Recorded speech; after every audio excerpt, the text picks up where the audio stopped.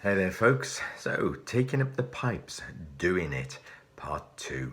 So following on from the last blog and vlog, it seems like you're pretty serious about becoming a piper. I mean, clearly the last write-up, it was more focused on my journey in particular, but perhaps I can help you with a few more general nuts and bolts now that you perhaps have decided that you definitely want to become a piper. So what's this going to take? Well, firstly, you'll probably be confused about the roadmap you're likely to be following, i.e. that'll be the practice chanter, the pipes, the practice lessons, the individual practice, the solo piping, competitions, piping in general, wherever you choose to want to go, the kilts and what do you wear, and playing out at festivals, and maybe just tuning up somewhere in a church and just deciding I'm going to play. Obviously there are other occasions then, such as weddings, funerals, Burns nights, Masonic nights, and all of those are there for the taking should you wish. However, this is again where the need for a tutor or joining a pipe band is absolutely essential, since the pipe major and others will start to take you on a journey of understanding and possible directions that you can travel along. Now, for example, you might after a while see pipers in the Edinburgh Tattoo, for example, and think, oh, I want to be in that. Alternatively, you might see a wedding piper and want to do that and not go down the tattoo type route just yet. However, I strongly believe that if you are going to take up this instrument, you probably want to do it properly. And when I say properly, I mean be able to play in a fashion that is acceptable and pleasing to both yourself and to those around you, certainly those that might hear you playing. Now, you might not want to be the top of the tree, for example, Stuart Little, but likewise, you really don't want to travel down a route that sees you out and about playing where your performance is scrappy or the tuning is out and displeasing to the ear. And moreover, the reason I say this is because if you're going to be a piper at all, then it is going to take at least 1, maybe 2 years to be in a position of your own self-confidence and ability to be able to play them. And so with that, you might as well use those same precious hours of your life traveling this journey and doing it right first time and being a piper, as opposed to doing it the very same type journey again and being a piper. Either way, you're about to spend a significant amount of time in your life to get to that acceptable and plausible play out sort of standard. And the amount of effort to play and something poorly, such as with poor embellishments, ironically, it's the same time you would spend to get it right and ultimately feel proud and confident with your accomplishment and see that reflected in a response from those that watch you or indeed book you for their events. Well, I mean, here you go. So the first day with the pipers, and your mum has sent you off with clean vest and pants and some sandwiches to prep you for this life-changing journey you're about to embark on. I mean, I'm only joking, of course. Now, the first golden rule you'll be told is that whatever you play on the pipes will always be practiced on the chanter first. The practice chanter is a direct copy of the bagpipe chanter, and i.e. it's that sort of the recorder looking bit that sticks out to the bottom of the bag. Now, this isn't used for practice, so an exact replica is made with a different reed inside to make it less noisy and more acceptable to use for practice. This also means that if you happen to already have a set of bagpipes, you probably aren't going to be touching those for at least another good few months, perhaps 6 months, even longer. Now, with either a private tutor or in a pipe band, you're going to be sat with a more experienced piper who will probably get a few practice sheets ready with general sort of finger exercises for you to keep, and which you'll then start to tackle over the forthcoming months as you start to make slow but sure progress. So armed with your chanter in hand, the tutor will now show you and play the 9 notes that are available on the chanter. There are no other notes on a standard pipe chanter, and so all of the songs are written or modified in such a way as to fit within the 9 notes of the chanter. So now it's time for you to tame the beast. You'll be taught how to hold the chanter with your fingers of both hands, apart from the little finger of the left hand, which floats in space and is never used. And then the right thumb is placed on the underside purely for balance, while the left thumb will be used to cover a tone hole on the upper underside of that chanter. Now, for anyone that has played a recorder in the past, you would generally lift your fingers one after the other in succession, et voila, the notes all start being sounded. Not so for the chanter. You'll now start a journey where your mind starts to blur with the control of your fingers. Now, the initial start off is very much the same as a recorder in that all the fingers are covering every tone hole, except that little finger, of course. He didn't pay the rent, so he's got booted out. Now, with all of this in place, you blow gently and you'll start to hear the first and the lowest note, which is a low G. And then you start to rise from G as you lift the next finger to the A and to the B, and then all of a sudden it just goes pop as you get to the note C.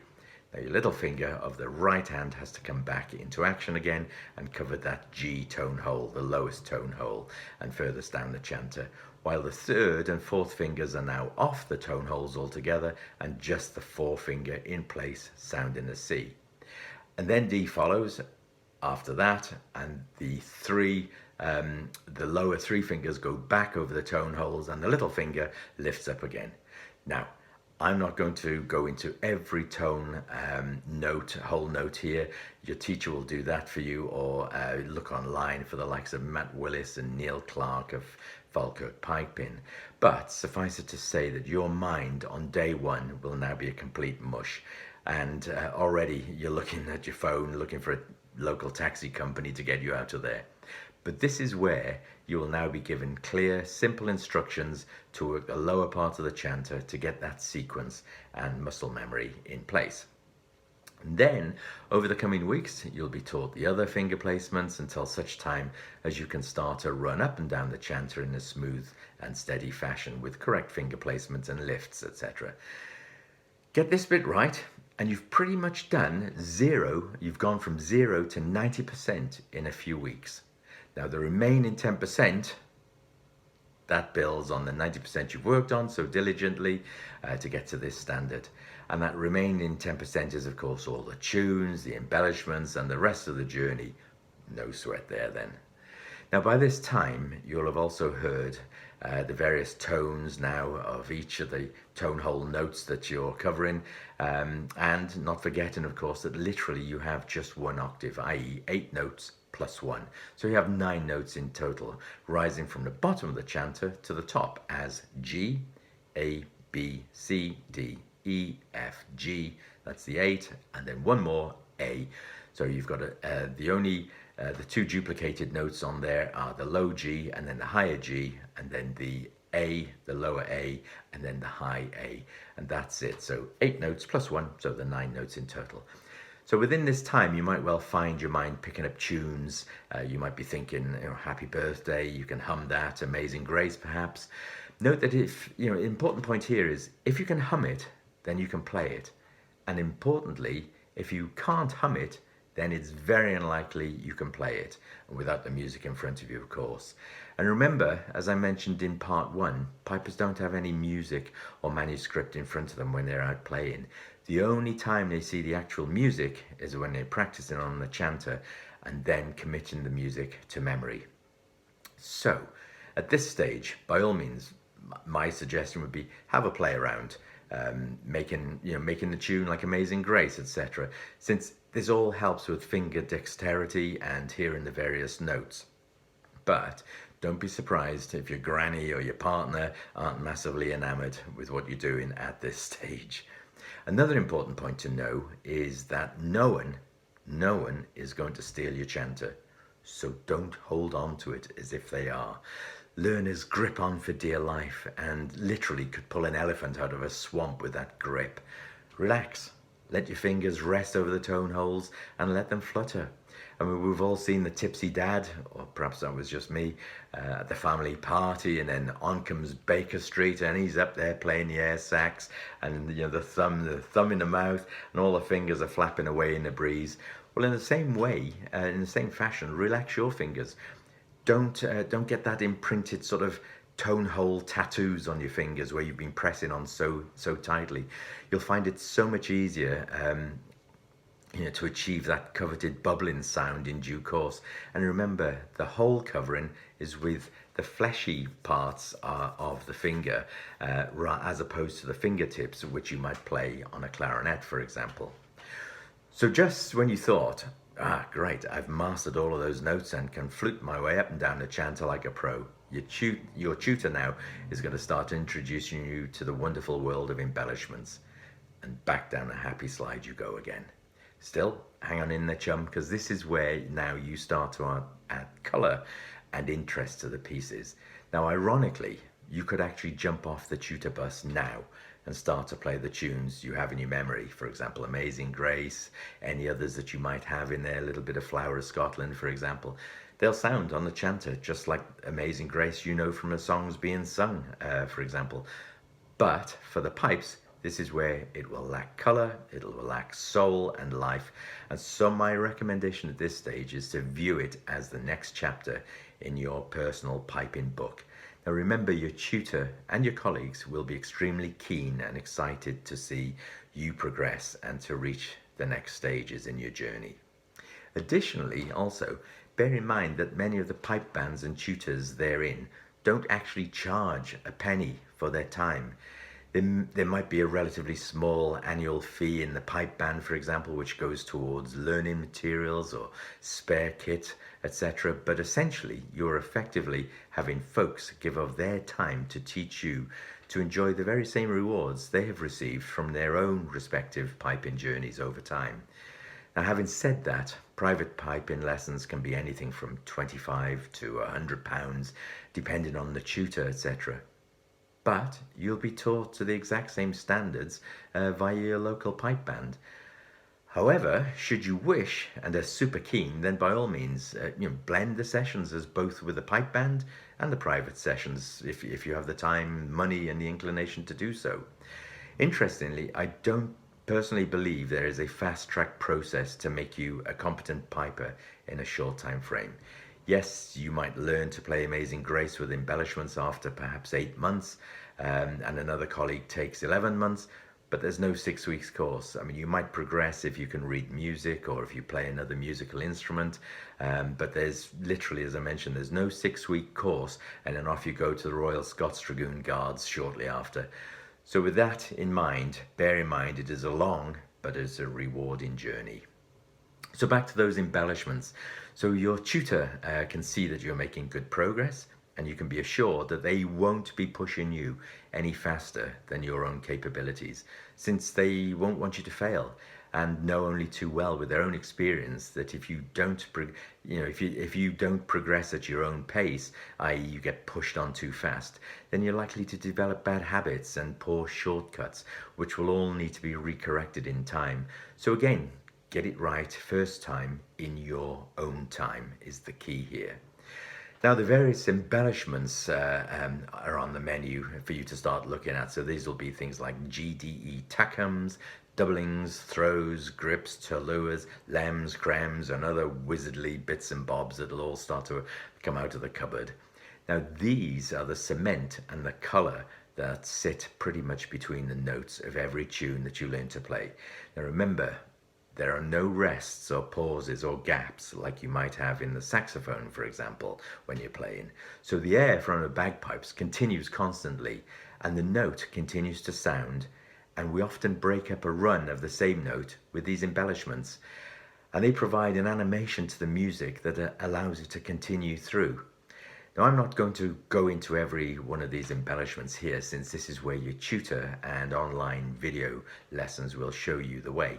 However, what I will say, and this is probably the most important message you will ever hear, and that message is, take your time, play each part of the embellishment properly and clearly, and give each note its proper definition at a very steady pace, and build your muscle memory on from there, so that you don't think about the movement when you've progressed, and then as you speed up, you won't even be thinking about it, but you'll play every part of it accurately. So the above message that I've just given is sacrosanct to any piper on their respective journey. This makes a difference between ooh, a piper, or ooh, a piper. Now, as you learn those embellishments on the exercise sheet, you'll start to see them in the tunes that you'll be taught to play. And they're very repeatable, and they often become instinctive over time. For example, you could be playing a new piece perhaps, and even if you don't look at the next notes coming up, you would probably almost feel that there is a doubling or a grip or a throw on the next note. Not always the case, of course, but very often. And again, vitally important that they are pronounced correctly. Now, there is a funny statement that goes on in the in the learning piper world, which is, I want to get that bubble sound. And as you listen more and more to competent pipers playing, there is a kind of bubbling sort of sound that resounds through the tune they're playing. And these are the embellishments being brought to life. And again, overly stressing the point here to really take your time whilst learning to play these and get each note of that particular embellishment. For example, C doubling. Now, as a footnote to that name, C doubling, the clue's in the name, C doubling, i.e. 2 C notes should be played, C doubling. So get it right, get those 2 in there, and it'll all start to sound absolutely accurate and proper. Now, there are so many pipers that feel they need to be faster, and because they've heard someone else play quicker, and they feel as if they're a nuisance or a hindrance to the tutor because they're slower, and their sense is to rush it through. The contrary applies, since you will hear the tutor constantly singing this lovely lullaby to you. Slow it down, take your time. You'll hear that all the time. And any tutor worth their salt will want you to play the embellishment slowly but accurately. And then you start to shift into a higher gear. The upside, of course, is that you will have developed such a great muscle memory that no matter how fast you play the C doubling, for example, you will always hear the 2 C's. And if and even if it's played really quickly, if you recorded the skilled piper playing and then slowed it right back down, you would still hear the C and the respective other C, and not just a blurred mush. So if you're playing tunes or exercises and you're making mistakes, or your burls aren't coming through how you want them, what do? Well, you can either put the pipes on a barbecue or put them down. Go and have a cup of tea, go and have a cup of coffee. Do something else to let that frustration slide away. We all go through that, where you kind of get to a block and you're thinking, oh, I'm just not getting this. It doesn't matter, it's not a race. So you're not there against a time limit. Just take your time, put them down, and then have another go later or tomorrow. This is absolutely fine. And remember, it's a progressive journey and there are no excessive demands on you, only those you place on yourself. And importantly, there is no end to the journey. Just like a long road trip, you can either choose to go 80 miles an hour all the way or 55 miles an hour. Either way, get there safely when you do. And so go in your own time, which makes it comfortable for you. So, progressing at a rate of knots now, you're getting the positive feedback, which means you're on the right track. And incidentally, if you're sitting with another tutor, perhaps somebody else helping out, and playing a new tune, and don't get the feeling that you're playing the embellishments properly and ask for the feedback, but get an answer like, nah, you're doing fine, nothing to worry about. But in your own sort of heart of hearts, you feel that something isn't right, then don't just accept that answer as de facto. After all, the said tutor might be thinking of something else and is distracted, etc. And so rather than believe all that is now good, seek guidance from another good player. And demonstrate and explain your playing concern. This is not a criticism of the other tutor, it's just you knowing that you've heard a C doubling and you're thinking, I'm not right with this. If they're a good player, they will pick up on it immediately and they'll set you right. And at that point, you will feel that sort of blanket of comfort and understanding wrap around you. So, the statement there is, if in doubt, seek it out. It'll help you in the long run, I guarantee.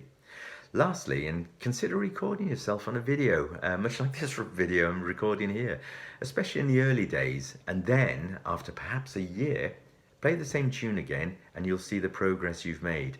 Now, in fact, I actually have a video of myself playing Auld Lang Syne on the kintail pipes I bought at the outset of my journey. I hope that video never gets aired anywhere, because if it does, I'd probably get reported to the RSPCA or whatever the human equivalent is, because it's shocking. But it's interesting to see how things progress over time. So, in order to build that proficiency, now you're beginning to get the doublings and the various embellishments, and you're getting practice up and down the chanter. What you need to do is obviously maintain the practice, and I would recommend little and often. For example, at least 10 minutes every day. I mean, as I mentioned in part one, I play various other instruments: trumpet, saxophone, clarinet, and so on, and piano. And if I know there's a tune coming up, or if I want to get a little bit more practice, by putting in that 10 minutes every day, it really does help. So, for example, if you're needing to go out or you're needing to do something, then at least try and squeeze in the 10 minutes if you can. Other times, play longer if you want, but don't do an hour in one go and then nothing again for 2 weeks. That's not going to do it. The 10 minutes a day will be sure and steadfast muscle memory and repetition, and it will help. And then, under the guidance of your tutor, look to increasing the speed of your action whilst maintaining that accuracy. And in addition, you've chosen this route, which will see you assimilate a vast array of tunes and melodies, which you take on one by one. And then, having said that, most of the pipers and even beginners will naturally gravitate to probably having at least 3 or 4 tunes on the go at any one time. Now, if not more, and each of them will be going into the grey matter at different rates. For example, one song just happens to be stuck in your head almost from the get-go, and another one just won't seem to sit in your brain. Again, don't get despondent. Just keep doing your 10 minutes a day, and eventually you'll be humming that other tune that you couldn't get in there, to the point of you getting sick of it, but it's in your head now, and then you'll be moving on to the next one and so on. So now, bagpipes, you've started the work, and then your instructor says it's time, for your tutor says it's time to start looking at the pipes. So you've just spent the last few months chantering yourself to death and having learned some tunes, which incidentally takes the form of a book called a minor playlist. Now, not all pipe bands use this, of course. They may be using other books, but herein you'll focus on an array of the more popular and regularly played tunes like Amazing Grace, Highland Cathedral, Scotland the Brave, perhaps, Flower of Scotland, Green Hills of Tyrol, When the Battle's Over, to name a few. Now, these tunes are very regularly played by many pipers and are well known to the public, of course, especially at events such as funerals, weddings, etc. And again, re-stressing the point about taking your time to learn the tune, to play it without the music, and will and obviously articulate those embellishments as well. This way, you don't need to know hundreds of tunes, but what you do play is very well played and appreciated by those around you. And also, because you now play it accurately, means that if you are 2 or more pipers together, you'll sound like one. So you'll be on the right road. So the pipes and what to buy is equally as important as the learning process. You want your pipes to be as easy and comfortable to play as possible. Ask your colleagues, research the web, talk to your band pipe members. Plenty of bands are on Facebook, Instagram, and I personally have made contact with numerous of them and never once received a rebuke or a cut-off. And in fact, on the contrary, everyone in the piping world is keen to encourage and support newbies and fellow players. So, I mean, you'll always find the odd 1 or 2 prima donnas, but just smile at them and choose your guiding light carefully. There's plenty of genuinely lovely, helpful and respectful pipers in the world, and when you think many give their time for free to help you, must tell you something. And they coin the phrase, there ain't such thing as a free lunch. Well, in the piping world, you're pretty close with some of these kind-hearted souls, so make the most of that. And then in terms of the choice of pipes, well, this is a minefield. And again, fellow pipers will help and guide you. Now, you need to consider a budget. And I wouldn't personally look at anything less than £500 as a minimum. And if you have spied a set that you fancy, then get a good piper to look at them. What you don't want is a set of painted black ordinary wood pipes with some fancy silver and tin and all the trappings of a carry case, reeds, drone reeds, instruction book, drone bungs, pipe cords, kitchen sink, cuddly toy, all thrown in for 105 quid.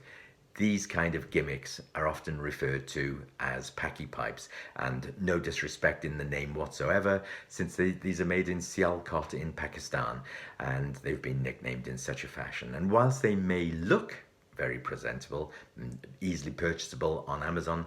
They're relatively quickly produced, and they're not necessarily good quality wood, such as the African blackwood that tends to be what the real pipes are made of, etc. And so they end up being more trouble than they're worth, and can be extremely frustrating for a new piper, since all that chanter effort will be lost on the poor design quality of those said pipes. Now, many of those pipes end up hanging on the wall as decorations, and as you can see behind me, they're not those kind of pipes sitting on the fireplace there. They're slightly different. So pipes of sort of a pedigree is what you're seeking, quality names that have stood the test of time, and you'll see through your lifetime and that these pipes will see you through your lifetime, in fact, and they'll fetch the same price even if you have to sell them or you want to upgrade them. And that's the kind of thing you're after. And you need to consider whether you would like a brand new set or whether you want a vintage set, and whether you want them to be in wood or acetal, which is a kind of a plastic. Now, both sets, wood or plastic, produce great quality sounds and when they're set up properly.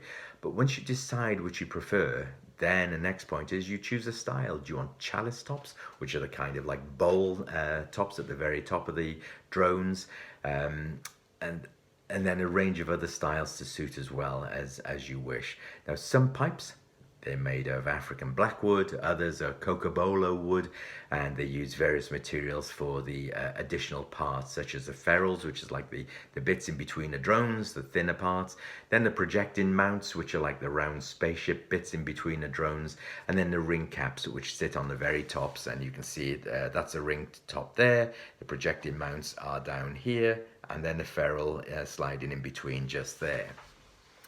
And these were the ring caps and the projecting mounts. These were originally made of genuine ivory, and if you do happen to get them, they should be protected wherever possible to preserve them as such, on the understanding of the origin that they've come from.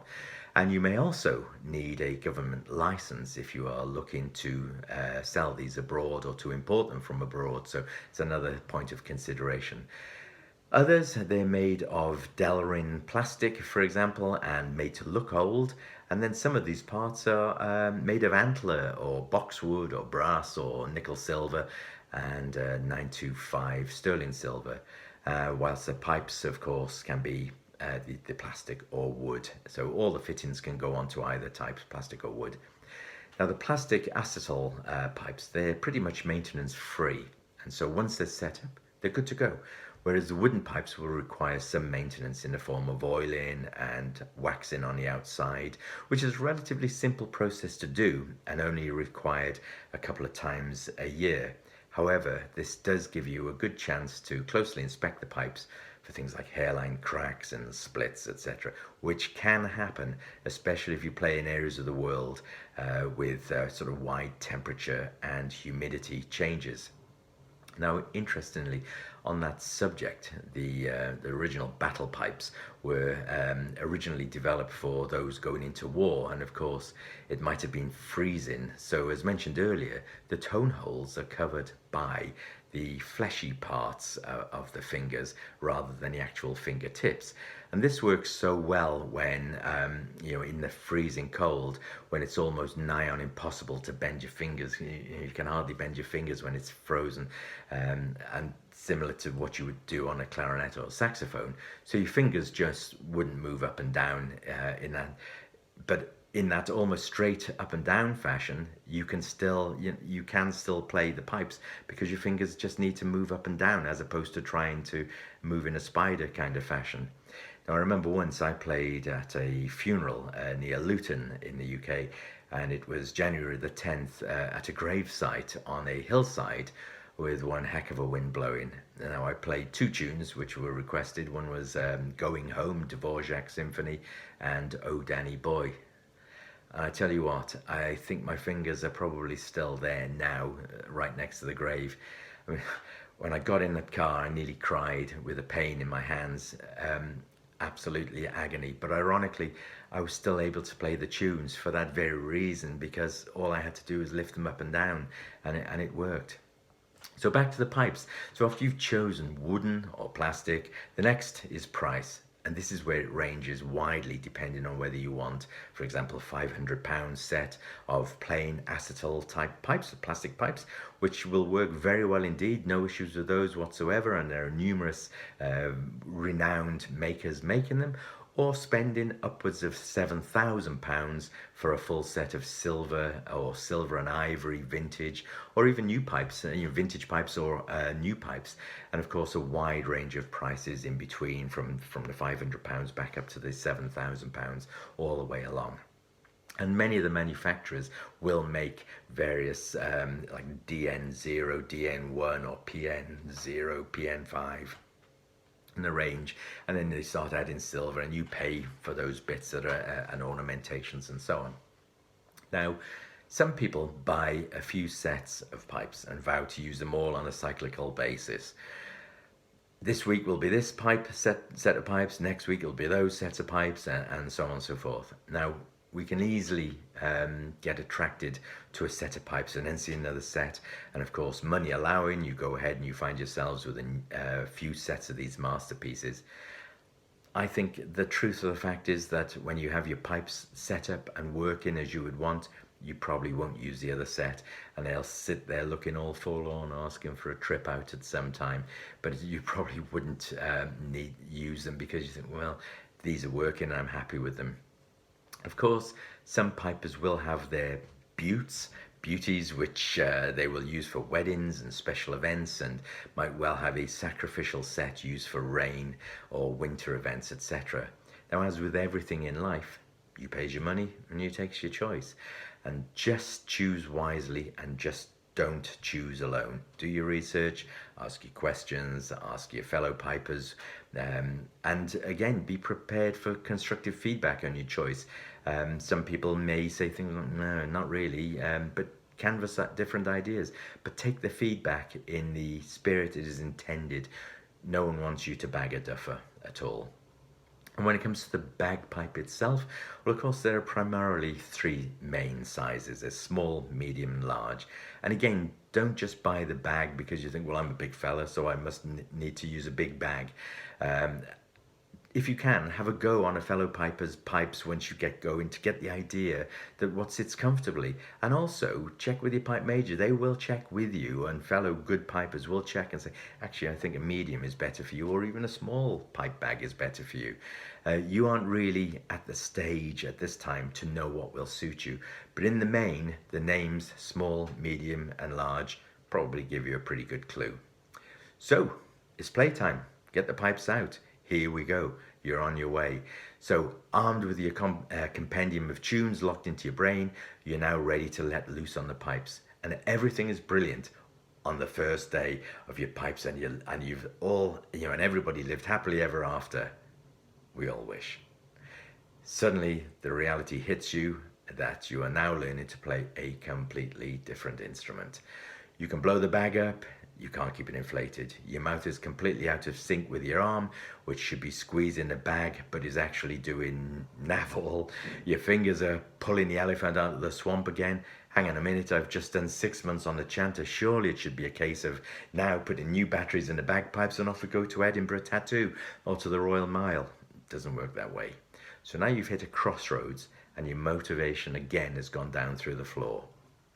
Don't fret, we've all been there, we've all been through it.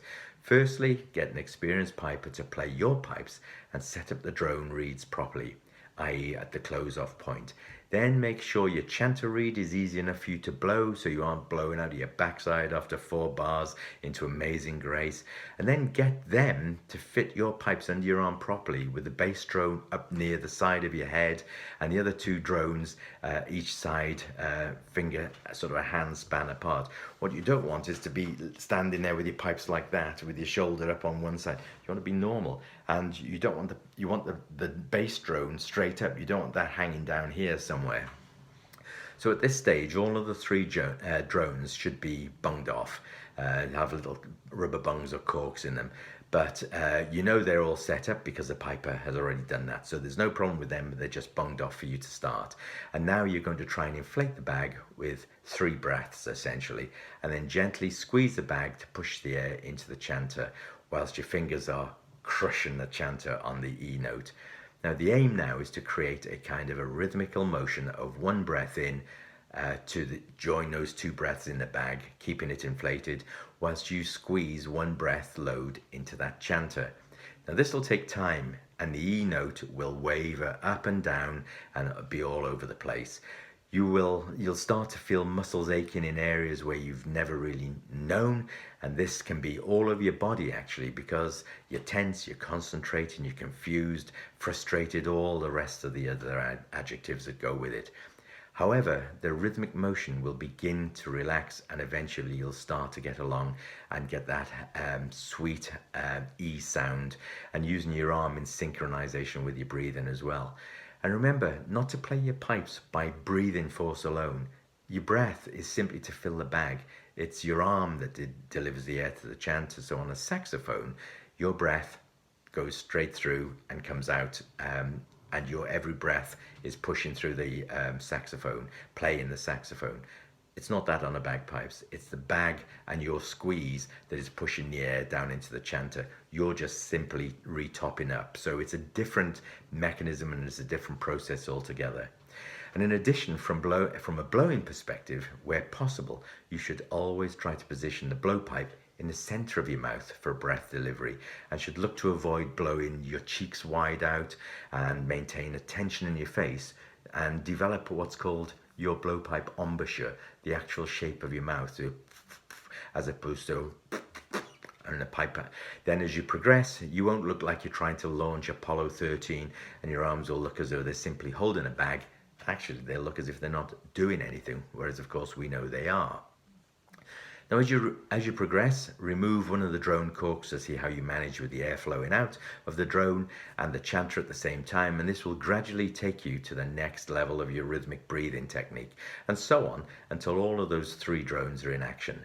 Now, incidentally, if you were conscious of seeing the drone corks in the top, and in the top of them all bunged up, and you'd rather they didn't show, well, you can take the tops of the drones off and then remove the drone reeds and squeeze the rubber earplugs, foam type ones, into a point shape, and place those down into the drone holes on the drone pins where the reeds would normally be, and they will expand to fill the gap.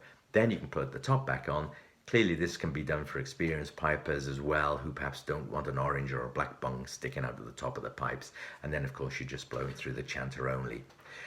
Now, again, as mentioned in part one, the next thing is to make sure the instrument is in tune, and it is a good idea to start early on in your piping career to learn how to set the drones up and in tune with each other and the chanter itself. Remember, in most cases, this tuning is the make or break of someone falling in love with the pipes, and you as a piper as well, for playing them, or will set them off running to the hills.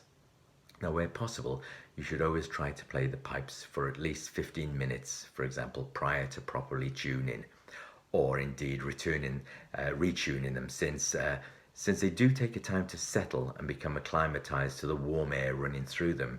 Then, when you're ready to join the other pipers, you're probably at 480 hertz on the pipe chanter, thereabouts, 482 perhaps, and the three drones are all humming nicely behind you.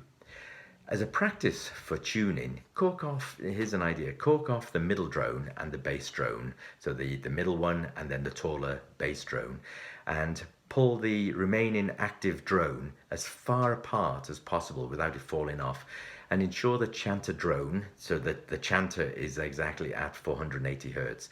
So plenty of frequency meters are available online to do this, and remember, we are playing to a frequency. We're not actually playing a note.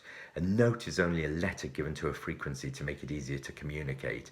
It is a frequency of air blowing through the drone or the chanter that dictates that what we all play against, i.e. 480 hertz, 240, 120, and so on. And every note on the piano has got a frequency behind it. And in the same way, we play at 480, for example. Always check with the pipe major what frequency they want, so that you can aim to at least initially match, and then you'll adjust your reed to get as close as possible. Might even need tape over the edge of some of the tone holes if a particular note is slightly out. And to do a more detailed note tuning analysis, you can do each frequency with your meter if you wish, or you can use like a broad tuner, which is doing essentially the same but for every tone hole, and you can see it measuring them all align and see which ones are out, and then you can adjust them accordingly along with the reed, the chanter reed as well, to get them all absolutely accurately in place. So now you've pulled the tenor top as loose as possible, play the low A and listen to the drone. Now, unless the drone reed has been set to make the drone top sit at that height, which would be uncommon, the sound is probably going to wobble like crazy and be really discordant. You'll get a kind of a whoa, whoa, whoa, whoa, whoa, whoa. And the key is to listen to both the chanter and the drone, and by moving the drone top down onto the drone pin until the two notes sound in tune. So then you've got the chanter and the drone both sounding harmonically in tune together, and that will be the higher note of the chanter, the low A, and the lower note of the tenor chanter up there, with no wobble sound at all, just a lovely blended sound. Generally, a good rule of thumb is to have the drone top pushed onto the drone pin to where it covers the yellow waxed hemp, but just shows that very last part of the yellow hemp. And if you can't get that alignment, then you may need to tune drone reeds inside the drone itself by screwing in or undoing the screw on the drone reed. However, I would suggest don't start this battle on your own. If you haven't done this before, seek assistance from your tutor. Then simply do the same for the other two drones, et voila, you've got a sweet sounding set of pipes. Then one last point is to ensure that the chanter is in tune, i.e. 40 on low A, and then at least 960 on the high A. So that's double, obviously, of the 480. And with all the other notes in tune before, in between set, and which will then obviously make sure that you're well in tune with every note. When you tune the bass drone, keep the very top, much like the other two tenor drones, where it covers the yellow hemp with just a little bit of line showing, and just use the middle section to tune up and down. So in a similar fashion to the chanter, try to practice the pipes themselves for around about 10 minutes per day where possible, and longer if you wish. Make sure the reed is the correct strength. There are no prizes for trying to play a lollipop stick reed. You just get the type of reed that makes your work easier and allows you to concentrate on your technique and maintain a smooth, steady sound. If you find you're struggling to keep the bag inflated, check a few parts such as the drone reeds to ensure they are at that cutoff point. Then check the bag for leaks and also the zip to make sure that it's closed. Lastly, if you use drone enhancers, the little plugs that sit in the stocks inside the bag to help with the shutting off of the notes when you finish playing, just make sure one of those hasn't popped out either. It could be sitting in the bottom of the bag, and whatever air is going up is coming straight back down again. So when adjusting your drums and inserting the blowpipe and the chanter, make sure they're well fit in with respect to either the black unwaxed or the yellow waxed hemp, and ensure the various pieces all slide along without too much force, or adjust the hemp levels accordingly to make sure they do slide over each other smoothly. Some pipers will use a water bottle trap, others will use a 3-piece silica cartridge device, and some will use a very simple bottom, a sort of a simple trap at the bottom of the blowpipe, not the blowpipe, the actual, at the bottom of the blowpipe. It's like a little water trap. Each one of these works, and it depends on if you're a wet player or a dry player, i.e. do you produce a lot of spit as you're blowing, or are you a relatively dry player. You probably find when you do start off, you'll be a very dry player because you'll be frustrated, panicking, wanting to play right, and your mouth will be dry, so you'll be a very dry player. As you relax, then you start to find that you're more natural, and you might find yourself being a little bit more of a sort of a wet player. You don't want a heavily saturated chanter reed, since this can start to introduce various things like crowing sounds, stoppages, etc. And so again, check with your piper colleagues what is the best sort of water trap device, bottle, 3-trap silica, three pipe silica trap, or even just a little the drone sort of water trap as well. So when you've finished playing the pipes, what you do, well, most pipers put their pipes away in a carry case. Some pipers will dismantle the entire drones and the chanter and the blowpipe and use small humidifier devices to protect the reed and keep it at a constant humidity. And others will simply remove the blowpipe and the chanter, fit protective covers. But what you need to do is make sure you tilt the stocks, so that's a bit attached to the bag, so that you can check out if there's any spit in there and allow them to try and dry out if possible. And remember, you need to let them dry out, because your spit is sitting in there. It can attract bacterial, even you see some of these where they're in a pretty gross situation, so it's always well worth checking on these. So after all of this, you'll soon be out and about on parade in your pipe band or playing solo events such as Burns nights, Masonic nights, etc., weddings, funerals. But remember the fundamentals of what you've been taught, e.g. the embellishments, taking your time, an easy grip, getting in tune. Never be too proud to go back to your practice charts as well, like the TACM GDEs. They're the platform upon which you've built your presence now, and will always help to reinforce the progress you've made and continue to make. Interestingly, as a point, try going back to those exercises after a while and be honest with yourself and play them and see just how fluent you are now, especially when you've been piling through tunes, etc. You might be a little surprised to see that you aren't quite as smooth as you thought you might be, even though you've progressed in other directions as well. So when you're eventually playing tunes now and you're out with the band, for example, learn to hear and feel the beat or the rhythm of the drums, or even just tapping your foot if you aren't playing in a band. It's vitally important that you learn to feel the rhythm to play your music to. Remember, it's a melody with a beat. If there's no beat, then it's a poem or a story. So you need to play so that the note is aligned if it's on the beat, then it needs to be played on the beat, and you need to be able to hear that and play your note directly in synchronization with it, and make it sound exactly on that beat, not before the beat, not after the beat. Then you'll always be in with your fellow pipers or with the band, and even keeping great time on your own if you need to, especially if you're playing, for example, solo piping, or if you're playing with backing tracks. Now, some tunes have various time signatures, i.e. the number of beats in a bar and what value each note is. Now, I won't go into that here, but you'll hear and see things like 2/4, 4/4, 3/4, or 6/8, each of which is used to create a specific feel to the music. For example, a march or a ballad or a jig or a reel. And very importantly, hold each note for its full value, and especially when playing where there are dotted notes, and your tutor will go through this with you. And the dotted note versus a shorter note with a little tail creates a kind of a skipping feeling, and so by playing or sounding each note to its maximum value will really enforce that skipping feeling and essentially bring that tune to life.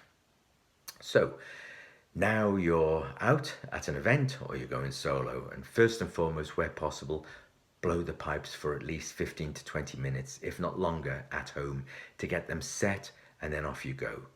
Avoid going from your warm house to the back of the warm car to straight outside in the cold. This will really wreck the tuning, as the pipes, they will contract, so they've just been warmly expanded in the house. Now you go out and you open the door on the car and it's freezing cold outside, the pipes are going to contract, and that'll knock the tuning right out. So put the pipes, if they're already set up from a home, put them put them in a boot, and if you can, I always use mine set up so they're ready to go when I take them out, and they've been in the boot and they've acclimatized to the temperature there when I get to the venue. And this way they're cooler and they're nearer to the outside temperature and have had time to settle. Then, if possible, try to play them to get the tuning finally adjusted. Now, if you're near your venue and you do need to blow them, try blowing the chanter into the side open door or open boot of your car to try and reduce the sound travelling. I mean, if you have to reduce it, of course. Clearly, this won't stop the full sound travelling everywhere, but it will go some way to limiting the wider reach of the sound, because, of course, that sound carries forever. So at least it's like blowing into a chamber, and it's a chanter bit that carries the main, the chanter carries the main sound. So try and encase that with your car or your boot at least, and at least that sound won't go all over the place. So assuming now that everything is set up, and the hope is that all the drones are sweet and well matched in with the chanter, and away you go. However, if the worst happens and the drones start to play up, you can either pop your finger over the drone to stop the air or shut it down, but well knowing that as soon as you finish that tune and begin playing another tune, that said drone is going to spring back into life again and probably give you the same trouble that you've just had. So if this really is a nuisance, then get a cork out and block either that or all three drones off if you need to, since the melody itself comes out of the chanter and you can still play that tune. The chanter very rarely goes wrong. It does, but it very rarely goes wrong. But the three drones can often give you some grief. So if in doubt, block them off and carry on your tune on your chanter. And if as I say, if all goes berserk and your chanter is crowing as well and screaming and then it's not behaving, you've got essentially two options now. So everything has gone bananas. You can either continue to play and everyone, including yourself, will endure the torture, or simply stop. Nod your head and gently announce there's a problem, and if needed, take yourself off somewhere for a few minutes to try to make the adjustments and rejoin the event if that works. But if your head tells you that something isn't right, remember, you play the pipes, you know the quirks, it probably isn't right. The general public don't know, and they'll soon feel their teeth curling up. So you might as well just be straightforward with yourself. Nobody's going to chastise you for stopping, getting it sorted and restarting again. So lastly, if you're in the pipe band and your pipes start, so you're all together now in the pipe band and your pipes start playing up, or you've suddenly lost your place in a tune, don't battle on. Simply stop blowing and continue to mime if you need to on the chanter. So no one in the audience will know, and at least you won't cause your own little maelstrom of problem in the midst of the fine music around with the other pipers. If your drones start roaring or the chanter is out, experienced pipers, for example, like Steve Bozen, Breon Brotherton, Tony Varley, Stu Gullen, Connell Kelly, Bob Orridge, I've named a few here, I've named them in part one as well. They will know this is happening, and they can find a needle in the haystack in terms of where the bad sound is coming from. If they give you the nod to back off, do it straight away and mime it out until the next song. So once again, thank you very much. I hope this helps with your understanding of where and how this journey unfolds. And I've no doubts that once you're on that bagpiping train, it will take a lot to get you off there. So with that, I'll say all the best for now, and by all means drop me a line if you wish. I know this has been quite a long, it's 52 minutes, nearly 1 hour talking. I'm hoping it's helped you. And if you want to share some ideas and thoughts, then please do. By all means, I'd love to hear from you. Adios amigos, 480 hertz over and out. I'm Cal Vickler, the Derbyshire Piper. I've got a website, www.thederbyshire.piper.com. Thanks very much and thanks for listening. Hope it's helped. Thank you.